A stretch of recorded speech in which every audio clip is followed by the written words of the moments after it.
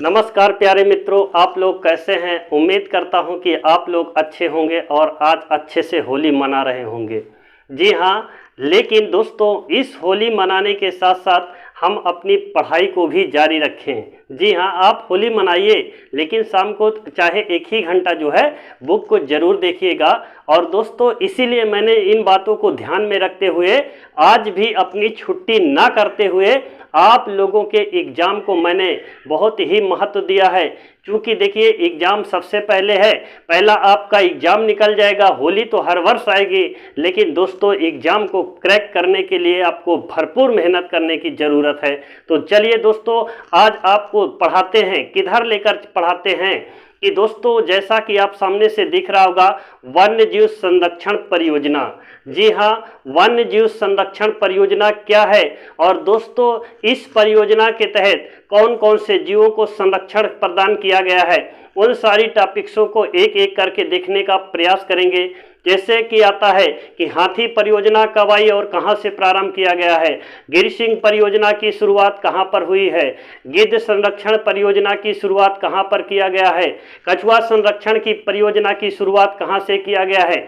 एक एक पॉइंट को समझते हुए, क्योंकि मेरे प्यारे मित्रों यहाँ से कई तरह से प्रश्न बनते हैं जो आपकी एग्जाम की दृष्टि से बेहतर हो, इसलिए आज मैंने इस टॉपिक्स को पसंद किया। अर्थात ये बड़ी ही महत्वपूर्ण टॉपिक्स है जो आपके एग्जाम की दृष्टि से महत्वपूर्ण है। तो चलिए दोस्तों, पहले हम ये देखते हैं कि वन्य जीव संरक्षण परियोजना से पहले एक अधिनियम आता है और उस अधिनियम के तहत क्या किया गया कि भारत के अंदर जीवों को जो है संरक्षण प्रदान करने की जो योजना चलाई गई भारत सरकार के द्वारा, उनको पहले देखते हैं कि वन्य जीव संरक्षण अधिनियम, वन संरक्षण अधिनियम, पर्यावरण संरक्षण अधिनियम, एक एक पॉइंट को समझते हुए तब हम देखेंगे। और सबसे पहले देखेंगे वन्य जीव संरक्षण अधिनियम कब आया। जी हाँ, वन्य जीव संरक्षण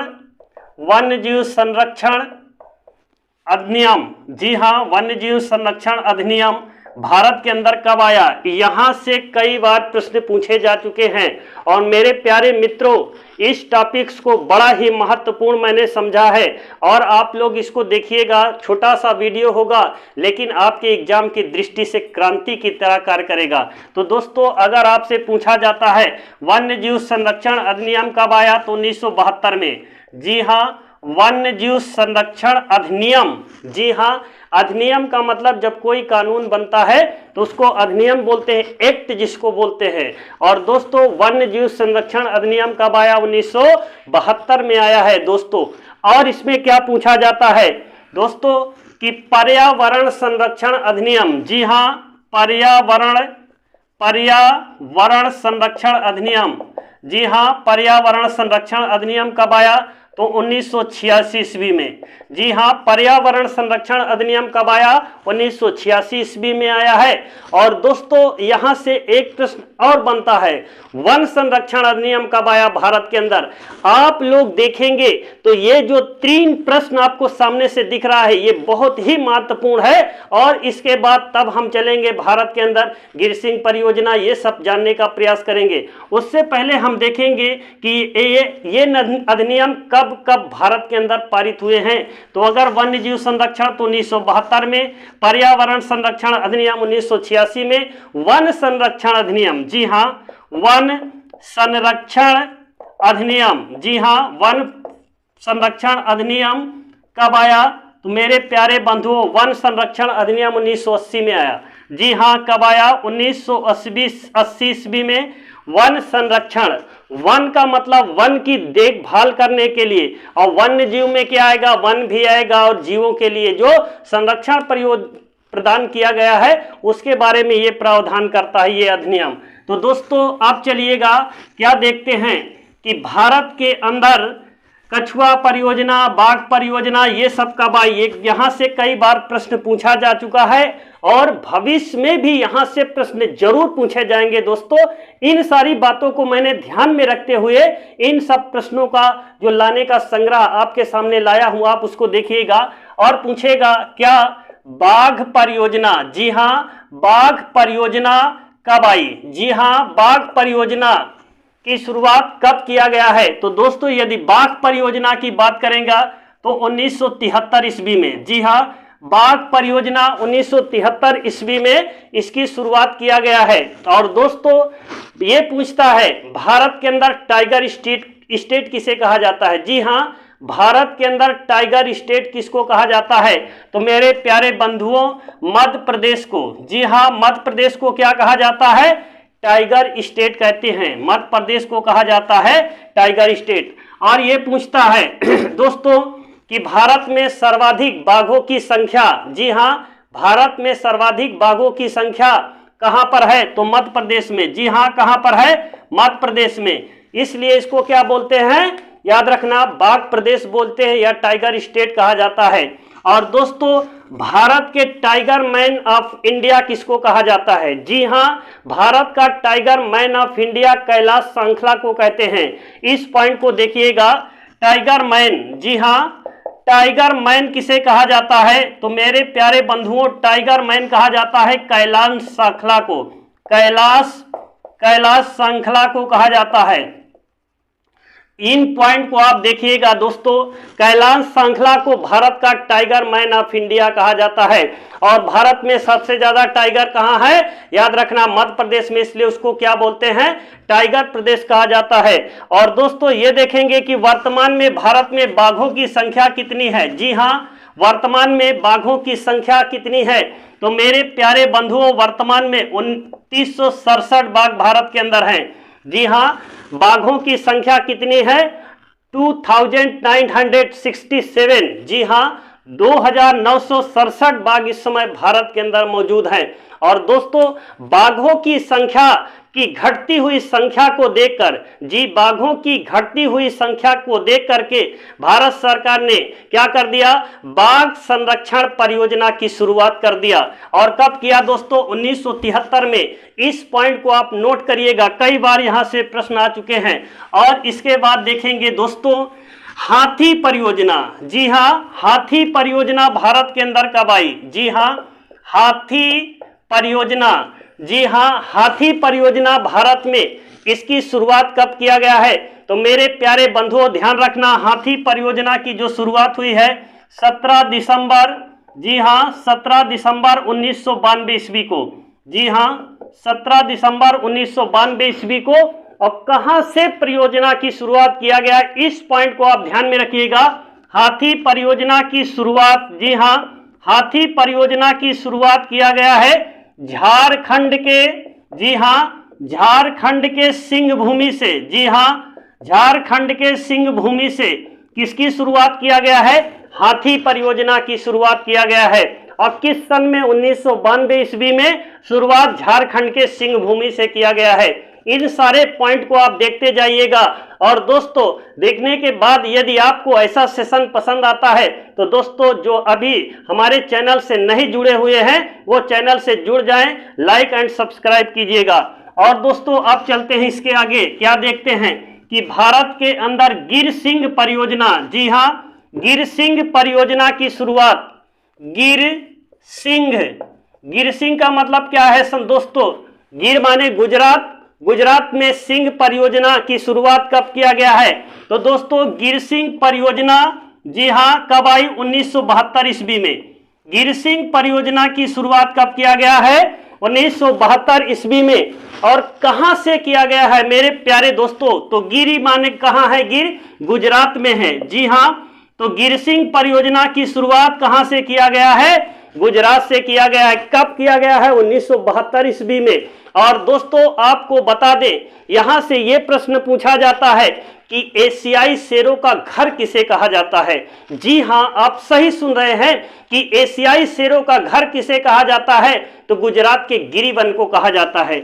जी हां, कौन वन को कहा जाता है, गुजरात के गिरी वन को क्या कहा जाता है, एशियाई सिंहों का घर कहा जाता है। अब अगले पॉइंट पर चलेंगे दोस्तों, एक एक पॉइंट को आप देखने का प्रयास कीजिएगा और देखने के बाद आप भूल नहीं पाओगे दोस्तों।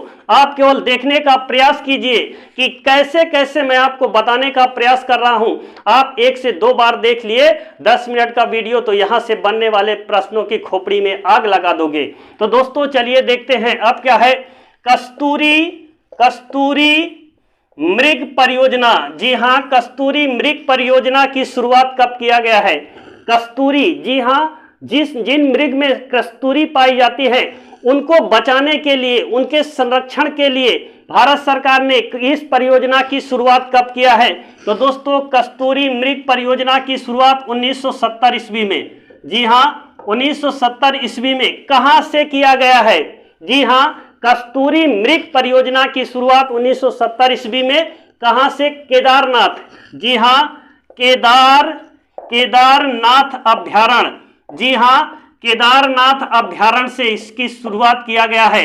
और दोस्तों केदारनाथ है कहाँ? जी हाँ, केदारनाथ भारत में कहाँ है? तो याद रखना उत्तराखंड में, जी हाँ, उत्तराखंड में। उत्तराखंड को क्या बोला जाता है? देवों की भूमि कहा जाता है उत्तराखंड को। और दोस्तों कस्तूरी मृग की शुरुआत केदारनाथ अभ्यारण्य से किया गया है। इनको बचाने के लिए संरक्षण प्रदान किया गया है। और दोस्तों अब अगले पॉइंट पर चलेंगे, क्या देखेंगे? थामिन मृग परियोजना, जी हाँ, थामिन मृग परियोजना की शुरुआत, जी हाँ, क्या है?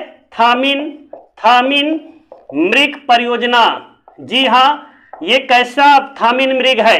दोस्तों ये दुर्लभ प्रजाति का, दुर्लभ का मतलब ये कि बहुत कम ही आपको दिखाई देने वाले जीव हैं, ये मृग है।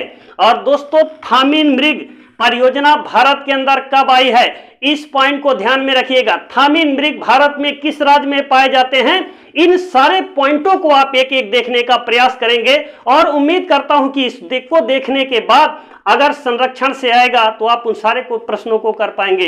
तो दोस्तों थामिन मृग परियोजना की शुरुआत कब किया गया? ध्यान से देखिएगा, 1977 ईस्वी में, जी हाँ, 1977 ईस्वी में थामिन मृग परियोजना। और दोस्तों कहां से किया गया है? ये सबसे बड़ा पॉइंट है। तो दोस्तों ये किया गया है मणिपुर, जी हाँ, मणिपुर से किया गया है।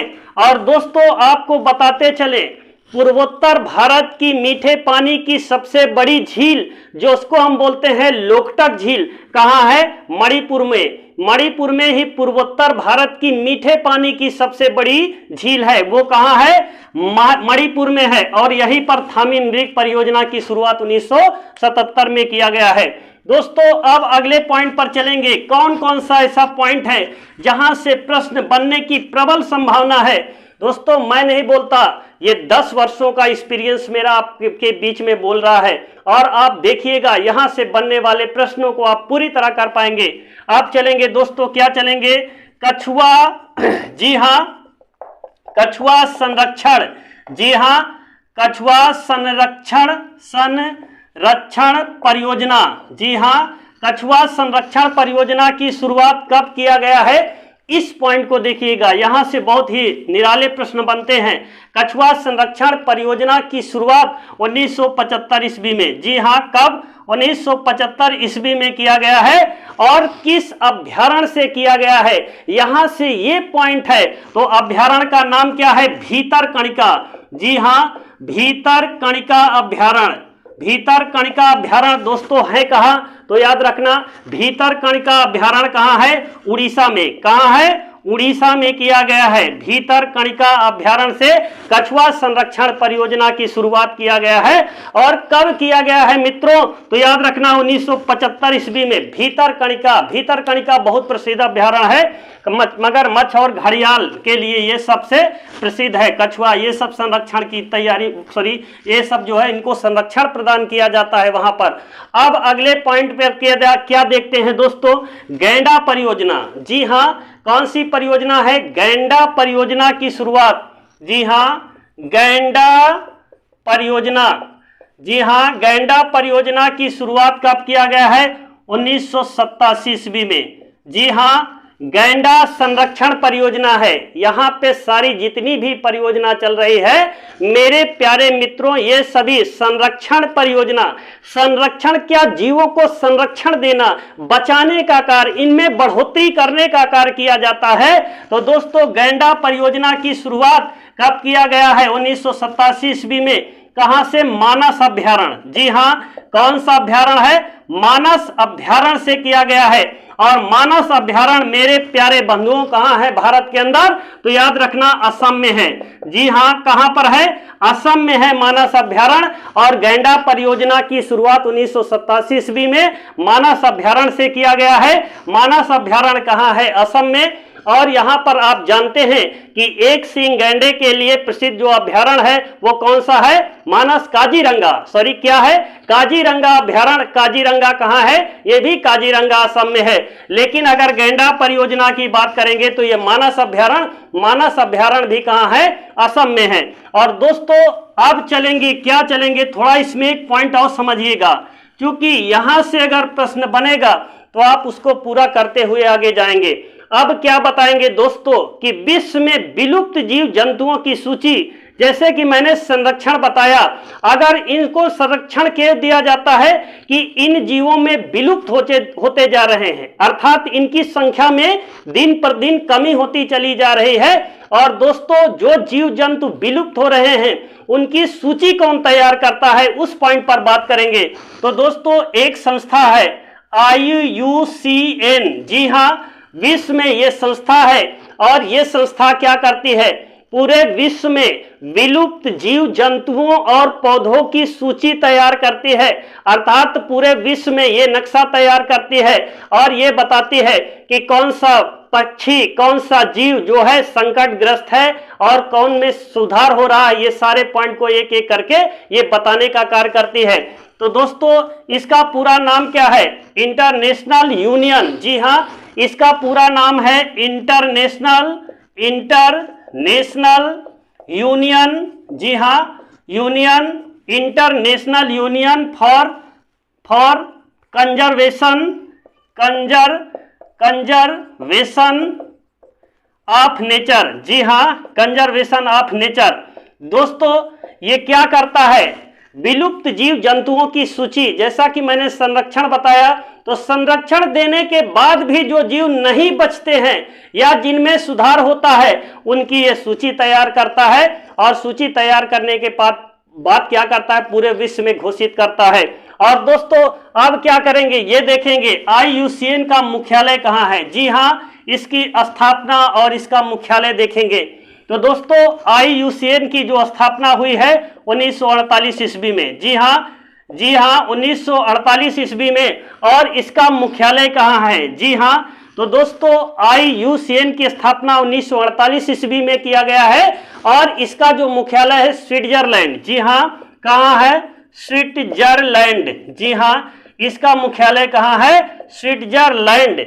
जी हां, इसका मुख्यालय स्विट्जरलैंड है। और दोस्तों आज का मेरा ये सेशन आपको कैसा लगा है? होली भी खेलिएगा और होली खेलने के बाद जब आप शाम को देखिएगा और देखने के बाद अगर दोस्तों आपको पसंद आता है तो आप एक कमेंट जरूर करिएगा। एक प्यारा सा कमेंट आप लोग कर देते हैं तो हम लोगों का जो हौसला है वो 2 गुना हो जाता है। और आपके लिए जितने ही टॉप मोस्ट जितने भी कंटेंट हैं उन सारे कंटेंट को देने का मैं पूरा प्रयास करूंगा। और दोस्तों आपको मंजिल तक पहुंचाने में मैं आपके साथ पूरी तरह खड़ा हूं। और आज की क्लास को यहीं पर विराम करता हूं। जय हिंद, जय भारत।